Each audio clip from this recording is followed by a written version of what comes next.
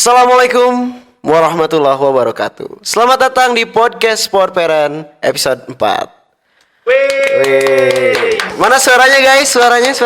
Oke. Oke, di podcast Sport Parent ini yang episode 4 kita kedatangan tamu spesial nih dari guru terfavorit ya. Setridaya pokoknya ini nih. Boleh diperkenalkan ada Mister nih. Mister ya, salah. Oke, assalamualaikum warahmatullahi wabarakatuh. Halo, selamat pagi, siang, dan sore juga malam kepada Mam, Paps. Perkenalkan, saya Ridwan Supriyadi selaku guru dari SMA Tridaya, mata pelajaran Sosiologi dan Sejarah, dan juga ada Miss Ayu. Hai Mam dan Pap di rumah, semoga dalam keadaan sehat selalu. Oke, Amin. begitu Ya. Pak Moderator. Nah, ngomong-ngomong bincang-bincang nih sebelum kita masuk ke materi. Mister di 1 minggu mau kedua minggu ya? Mau kedua minggu nih. Mau kedua minggu nih. Kita masuk ke pelajaran ya. Pembelajaran. Gimana semester 2 ini? Ya, semester 2 ini. Kayak gimana? Buat aku sih alhamdulillah ya minggu kedua ini sudah banyak sekali antusias siswa, begitupun juga semangat siswa yang baru. Tapi di balik itu juga masih ada beberapa siswa yang memang masih perlu stimulus ya. Jadi memang macam-macam lah. Tapi semoga jadi resolusi juga di 2025. Menurut Mister gimana? Gimana, Mister? Oke, aku juga kurang lebih sama ya Miss ya, bahwa ini kan masih minggu-minggu awal ya, jadi kurang lebih masih terbilang wajar lah, masih ada hawa-hawa liburan gitu kan, dan Wah, udah jauh, Mister. Liburan terus ya. Udah setahun ya, 24 ke 25 gitu kan. Iya.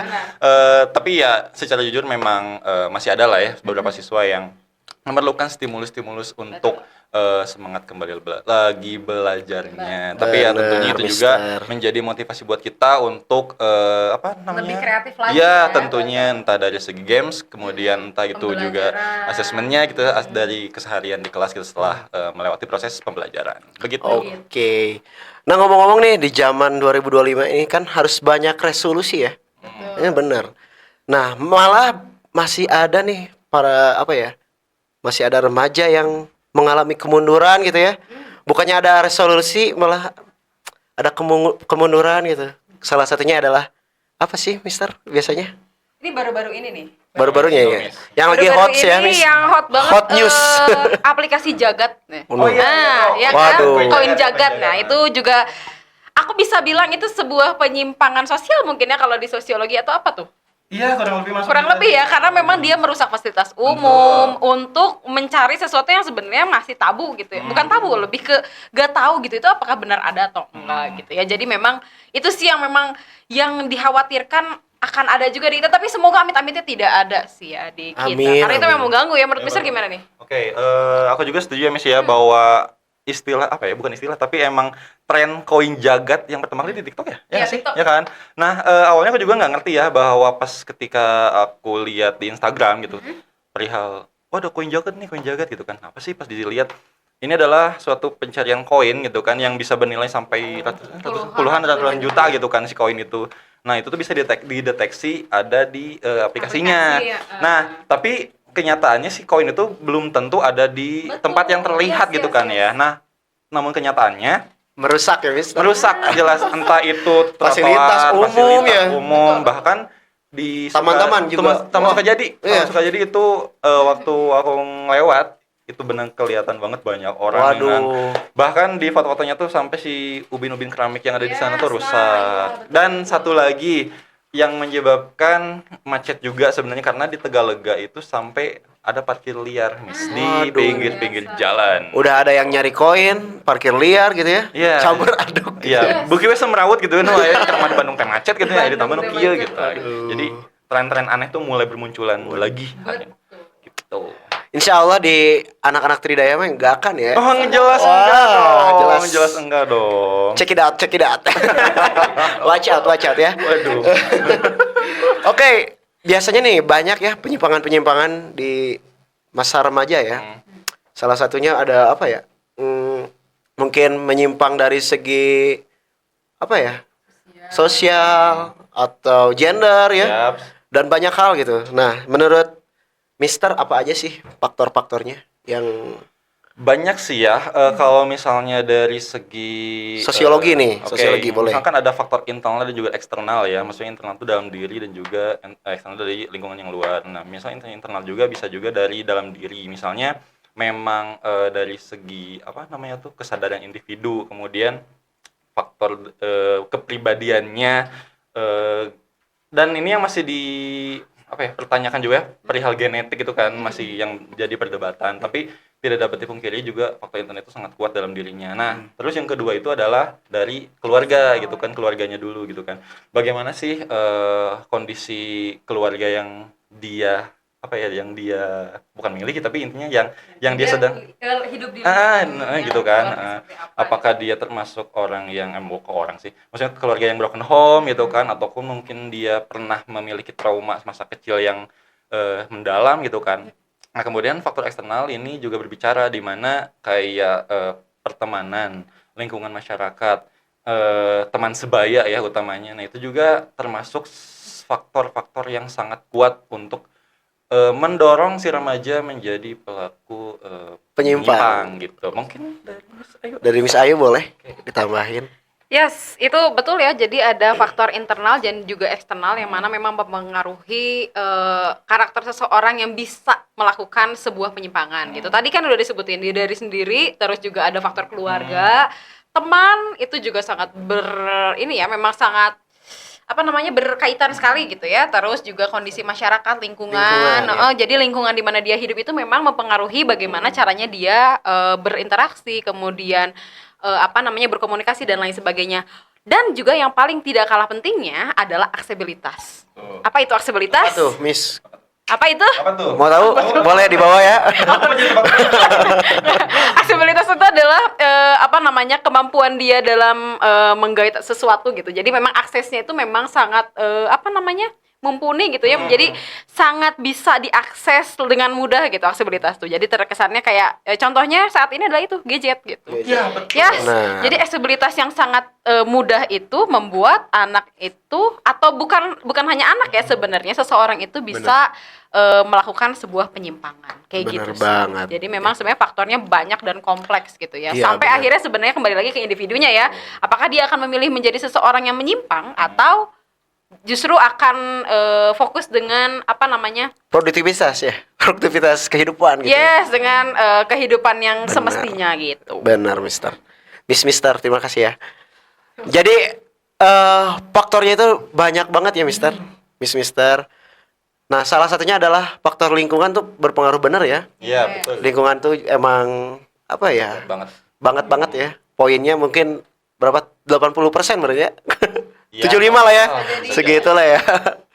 Oke, ke pertanyaan selanjutnya, contoh-contoh penyimpangan tuh kayak gimana sih? Kalau di masa remaja kan banyak nih. Oke. Tadi kan ada yang tren nih, tren itu tadi. Gaget Iya. Itu mah tren ya. Sekarang mungkin penyimpangan yang apa ya? Lebih familiar kayak gimana sih? Oke. Sebenarnya kalau dari segi penyimpangan yang mulai kecil deh ya, yang sebenarnya ini ada di lingkungan sekolah juga gitu. Maksudnya bukan sekolah kita aja, tapi Yes. di luar sana pasti ada gitu, Dan banyak. semoga di kita tidak ada. Iya, harapannya gitu kan. Amin, Tidak. amin. Nah, misalnya kayak apa sih? Misal nih contoh kecilnya mencontek. Ya. Itu tuh menyimpang loh maksudnya. Menyimpang ya. Ya, itu adalah Menyontek adalah kriminal ya. Iya. Benar. Atau mencuri ide atau jawaban orang lain. Bener. Nah, gitu. Bentar lagi ya. PS aja itu kalian. Bentar lagi PS. Iya. Nah, kemudian untuk hal yang mulai cukup serius ya, misalnya tadi kan Miss Ayu udah menyinggung tentang gadget ya, Miss ya. Nah, ini juga ada kaitannya dengan HP yang sering kali dipegang. Apa sih misalnya udah mulai nyari-nyari hal aneh gitu kan. Waduh. Apa sih misalnya pornografi gitu kan, atau enggak Video goel-goel gitu ya di TikTok. Iya. Nah. Apa ya? Dance, bukan goel-goel. Astagfirullah. Nah, misalnya hal-hal seperti itulah yang mulai mendorong remaja-remaja Bener. tertarik dengan hal-hal berbau menyimpang. Kenapa sih bisa seperti itu? Ya karena kan kita tahu bahwa usia remaja itu adalah usia yang masih labil psikologisnya, masih ingin mencari tahu, penasaran, mencari jati diri. Jadi segala hal itu ingin dicoba, coba dan rasa penasaran. Nah, kemudian ujungnya apa sih? Misalnya dari kecanduan ini ya, pornografi misalnya. Yang Pornografi. pertama, kecanduan pornografi, apakah hanya cukup kecanduan aja? Oh no, Oh, tidak no. gitu. Merusak, Mister. Ya, merusak otak. pikiran dan otak gitu ya. Iya. Entah psikologisnya terganggu, bahkan yang lama-lama dia mulai berhalusinasi bagaimana membayangkan Benar banget. untuk mempraktikkan apa yang ia lihat, dan terutama ketika dia sudah benar-benar ada di puncak apa ya namanya tuh secara halusnya Klimaksnya lah klimaks ya. hasratnya gitu kan ya, dia bisa saja untuk melampiaskannya kepada orang lain Iya, gitu. benar. Bahkan Dan itu juga Menculik ya, Mister, ya? terhadap Iya. interaksi Benar. sosialnya betul. gitu. Ini sedikit cerita aja ya Mister ya, bahwa kan aku juga memang meneliti hal itu ya sewaktu mengerjakan tugas akhir gitu untuk mendapatkan gelar ya sarjana gitu kan ya. Nah, aku pernah mewawancara 3 orang remaja di mana mereka ini bisa dibilang memang berperilaku menyimpang gitu kan ya. Nah, salah satunya itu adalah ada seorang anak yang usianya masih ada di remaja seperti teman-teman di sini gitu ya. Nah, dia itu kecanduan film pornografi yang sering ia tonton gitu kan. Nah, kemudian ujungnya dia itu sudah tidak bisa menahan hasratnya lagi. Wah. Kemudian dia melampiaskannya dengan eh, Menculik kah? bukan menculik, tapi dia sudah menandai seorang bocah, dan pada akhirnya dia si bocah ini sewaktu pulang mengaji ketika maghrib ditariklah ia ke sebuah gubuk atau kalau nggak salah ke belakang masjid atau musola, dan kemudian dia dieksekusi entah dan diperkosa, disiksa ia, dan juga akhirnya dia dibunuh gitu. Dan Aduh. ya itu adalah satu contoh Mengerikan banget kasus itu. yang sangat-sangat serius ya mengenai penyimpangan sosial. Mungkin kalau dari aku seperti itu, dan barangkali dari Miss Ayu, apakah ada Ada sharing-sharing gitu, Miss? yang mungkin pengalaman? Atau pencegahan atau apa ya? Wes. Berarti dari contohnya dulu mungkin Mungkin ya. ya. Contoh yang pernah aku lihat sebuah penyimpangan gitu ya. Sebenarnya yang paling dekat dengan kita adalah saat siswa, aku bilangnya siswa ya. Saat siswa sudah mulai bisa membantah sampai akhirnya dia melakukan sesuatu di luar daripada sesuatu yang apa maksudnya? Di luar daripada yang seharusnya dilakukan. Benar. Ya, di batas Batas wajar. di luar dari batas wajar itu sih. Contohnya adalah yaitu misalnya dia merokok dan berbohong. Waduh. Yes. Ada seseorang, aku nggak bilang di sekolah ini ya. Ada seseorang kenalanku, dulu dia pernah cerita kalau misalnya anak ini sering ngerokok di kamar mandi. Pada saat itu dia masih menutupi itu ya, iya gitu-gitulah, masih menutupi sampai akhirnya beberapa kali ke gap sama temennya, dikasihlah bukti bahwa dia sedang merokok gitu ya sama temannya, dikasih ke gurunya, tapi dia tidak mengakui sampai akhirnya dia ketahuan secara langsung oleh guru yang bersangkutan tersebut. Dan pada akhirnya dia di SP 2 kali, masih tetap juga tidak ini, akhirnya dia berbohong kepada orang tuanya, ternyata dia sudah dikeluarkan dari sekolah. Gitu. Dan itu sebenarnya bentuk penyimpangan yang kecil ya sebenarnya, dari merokok terus berbohong Tapi gitu ya. ngelakuinnya Tapi salah ya, Miss, iya, di ngelakuinnya sekolah. salah. Pertama memang merokok itu tidak baik ya. Benar. Merokok itu tidak baik gitu. Terus berbohongnya pun itu tidak baik. Sampai akhirnya dia bisa membohongi orang tuanya padahal dia di posisi sudah dikeluarkan gitu. Dan memang nah itu faktor keluarga nih. Masalahnya keluarganya adalah keluarga broken home, dan semoga ini juga jadi apa ya? Jadi ya buat kita juga gitu ya, jadi refleksi buat diri kita sendiri bahwa Miss, keluarga. gini. Nah, Oke, bahwa keluarga Tadi kan salah ya? Iya. jadi anak bahwa kecil ya. Oke, sorry. Bahwa keluarga itu memang apa namanya? Pilar utama yang mana bisa membentuk kita Bener. gitu, selain daripada diri kita sendiri. Begitu. Mungkin sama lingkungannya ya, Miss. Betul. Lebih mungkin apa ya?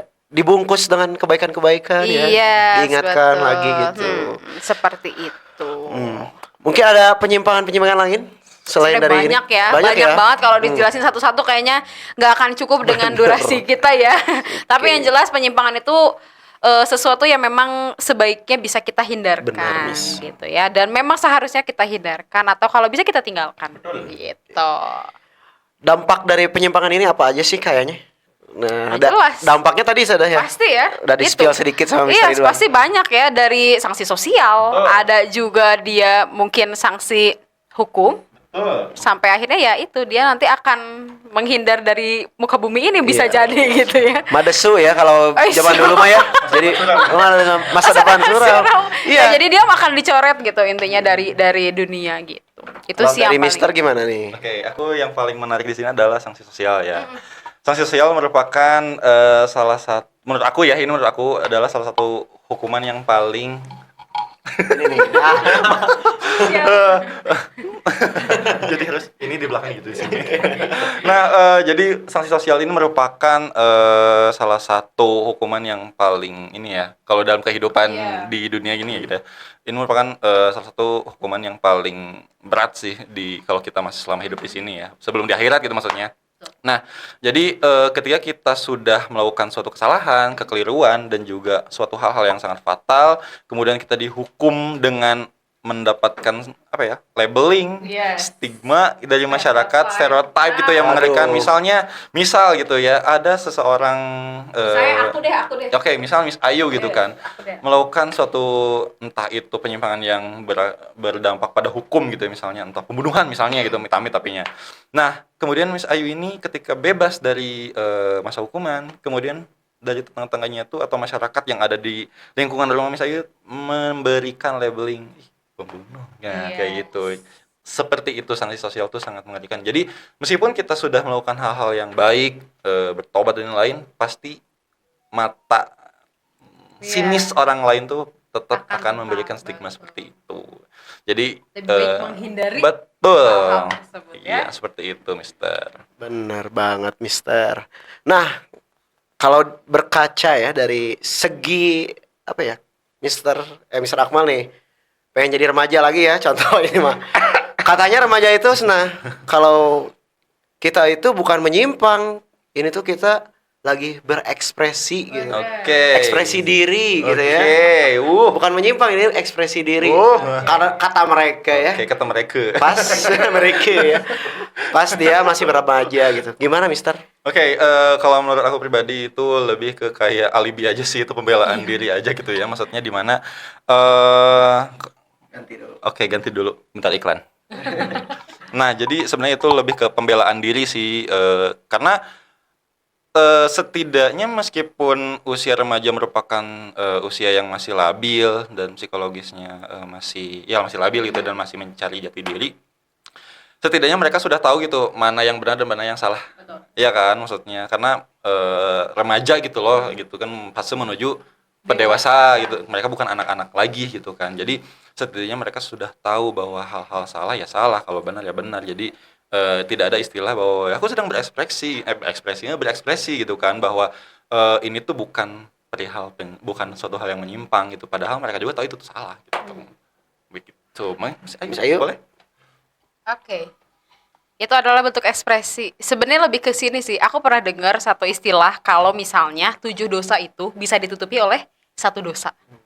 Jadi intinya begitu mereka melakukan sesuatu, ya mereka akan terus melakukan itu sebagai bentuk pembelaan mereka gitu. Jadi sebenarnya kalaupun mereka ngerasa ini ekspresi gue, berarti mereka sudah melakukan kesalahan itu secara berulang. Nah, cara menutupi kesalahannya adalah dengan membuat kesalahan kembali. Gitu. Oh, gitu ternyata Jadi itu ya. tidak boleh ya. Makanya penyimpangan itu sangat, kalau bisa sangat ya kita blokade gitu ya. Sangat harus kita hindari gitu. Benar.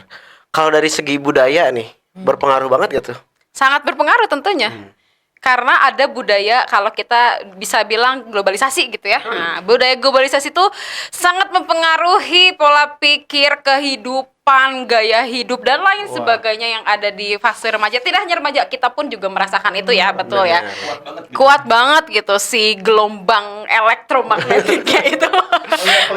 Yes, pokoknya intinya itu tuh sesuatu yang sangat berpengaruh gitu, terutama dalam era globalisasi ini. Kalau dulu kita hanya tahu bahwa perempuan itu harus suka sama laki-laki dan laki-laki suka sama perempuan gitu ya. Tapi Kodrat itu mah ya. kenyataannya di dewasa ini gitu ya, kita bahkan disuguhi dengan hal-hal yang berbau ya itu LGBT Menyimpang ya, ya. menyimpang itu betul.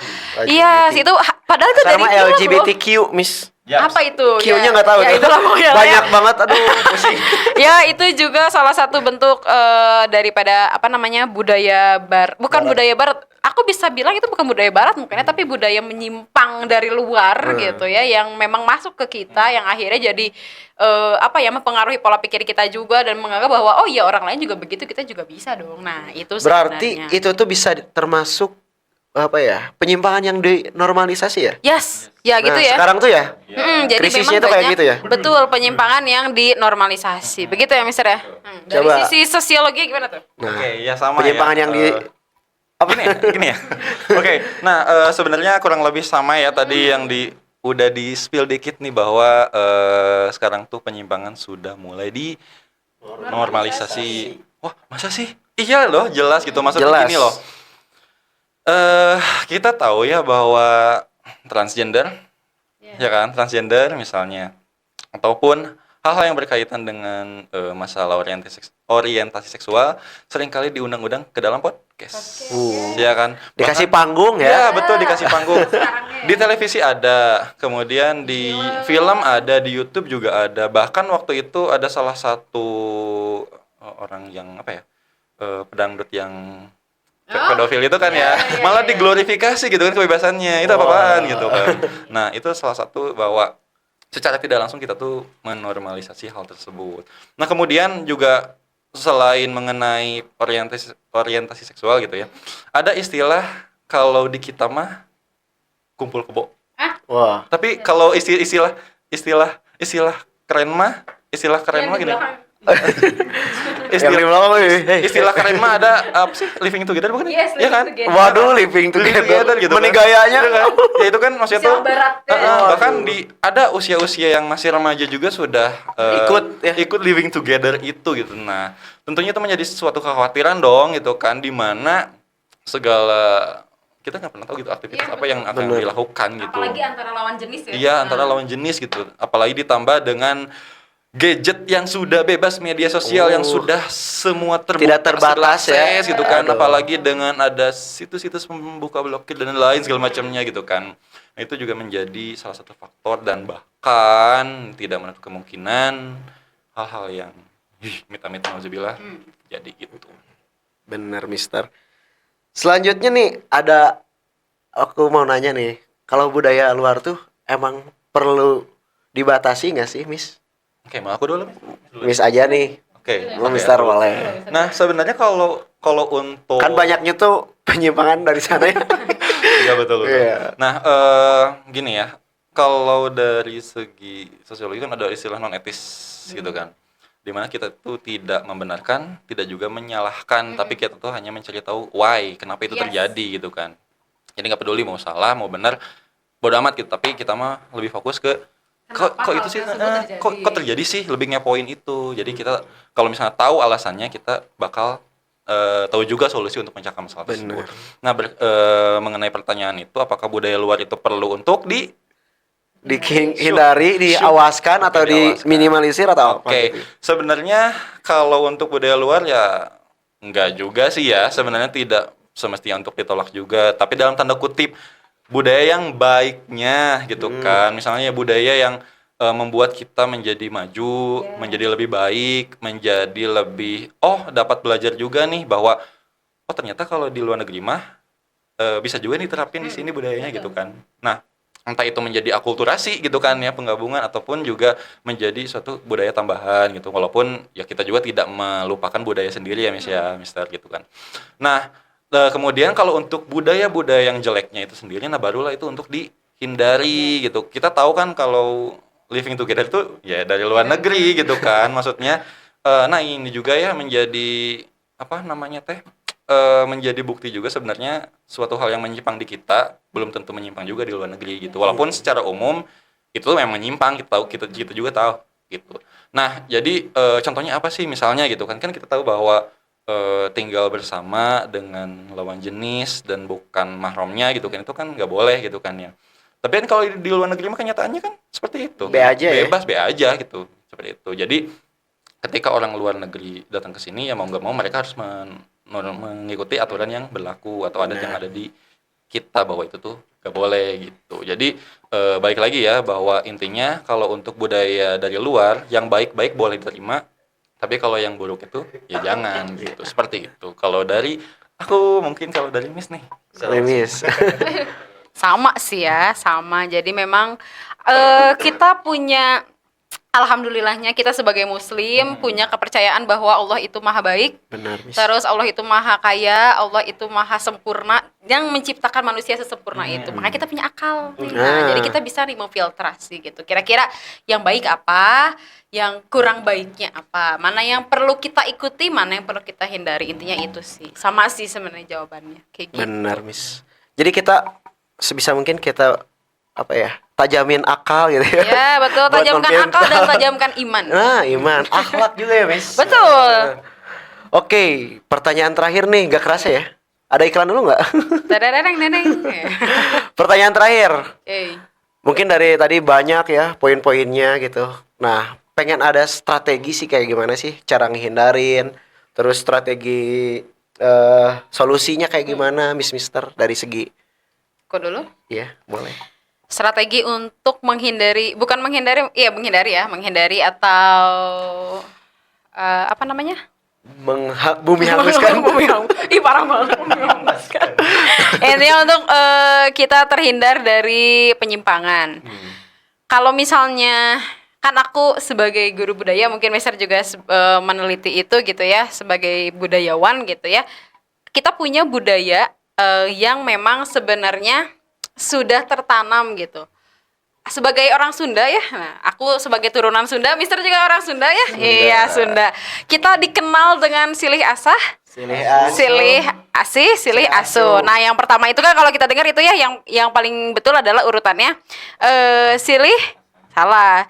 Silih asih dulu, asah dulu. Asah. Nah, udah gitu asah, kemudian Asuh. asuh. Jadi silih silih asih itu saling mengasihi Mengasihi. dulu ya. Jadi cara kita terhindar adalah saling mengasihi. Kita saling tahu nih kalau misalnya seseorang itu memang butuh teman, butuh bantuan, nah kita saling mengasihi.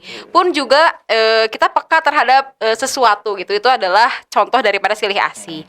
Silih asah, silih mepagahan kalau kata Sundanya mah ya. Seling ingetan. Saling Mengingatkan, mengingatkan, ya. memberikan pendidikan gitu ya.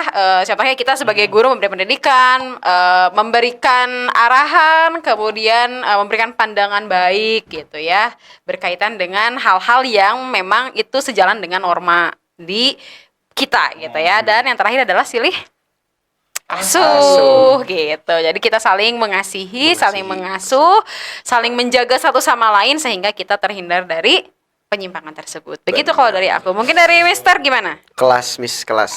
Nah, Oke, kalau strategi mah ya tentunya dari penelitian-penelitian gitu ya. Tentunya kalau untuk strategi sendiri, kita kalau untuk mengentaskan atau menghilangkan dan juga menyelesaikan mungkin Tidak itu bisa. harapannya, Iya, harapannya ya. harapan. Tapi yang pertama itu adalah mencegah atau meminimalisir Pak. dulu deh gitu kan, seenggaknya kalau misalnya nggak bisa secara langsung total hilang, minimal yaitu meminimalisir gitu kan. Meminimalisir. Nah, mulai dari mana gitu kan? Mulai dari garda terdepan itu siapa? Ya keluarga tentunya gitu kan. Jadi peran orang tua ini sangat-sangat penting gitu kan, di mana perhatian terhadap anaknya. Terus jangan lupa juga kayak sering-sering tanya kabarnya, ajak ngobrol, karena ya bukan update lah ya. iya gitu Ya, kan, gimana sih ya perkembangan anak kita tuh sejauh ini. Terus kayak tadi misalnya hal kecil deh, tadi gimana di kelas gitu kan, belajarnya kayak gimana gitu. Temennya Mungkin gimana? Temennya gimana Iya, gitu gitu ya. kan. Atau enggak misalnya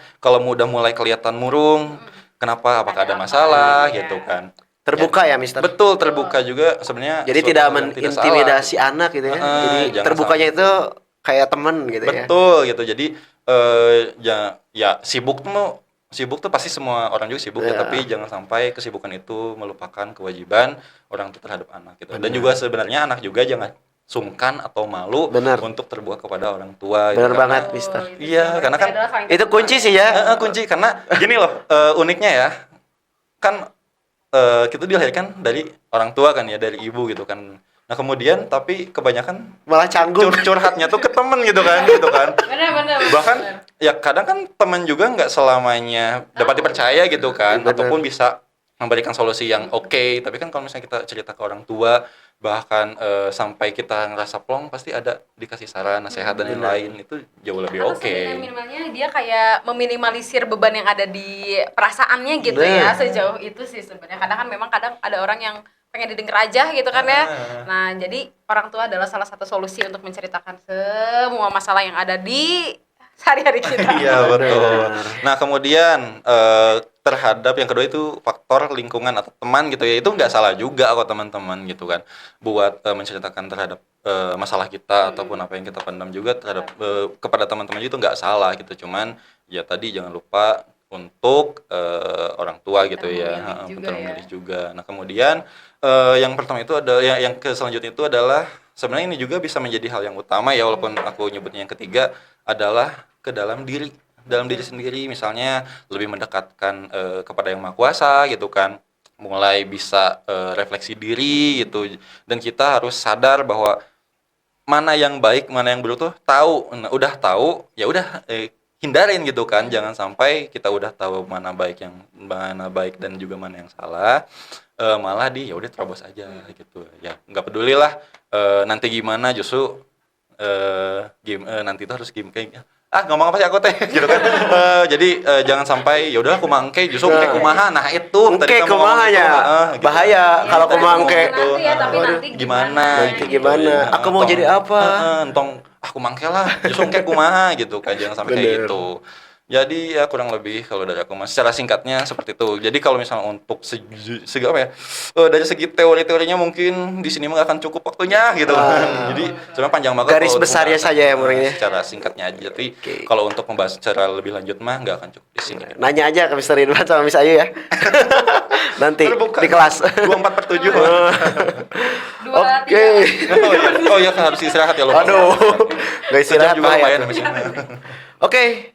Terima kasih Mister, sangat apa ya, memotivasi mungkin ya, sama menginspirasi mungkin teman-teman di rumah atau orang tua mampap ya. Semoga jadi pelajaran hidup ya, dan jadi bekal juga ya buat kedepannya. Mungkin masa depan teman-teman nih anak-anak Tridaya masih panjang ya kalian. Masih SMA, ayo kemon. Nah, kata misalnya tadi apa, pertebal iman ya, akhlak gitu ya, akal tajamin gitu, pokoknya segala ditajamkan baik-baiknya gitu ya. Sejutkeun pokoknya mah. Kayak gitu teman-teman. Oke, kita tutup saja di podcast episode 4 ini. Wassalamualaikum warahmatullahi wabarakatuh. Dadah. See you, let's go.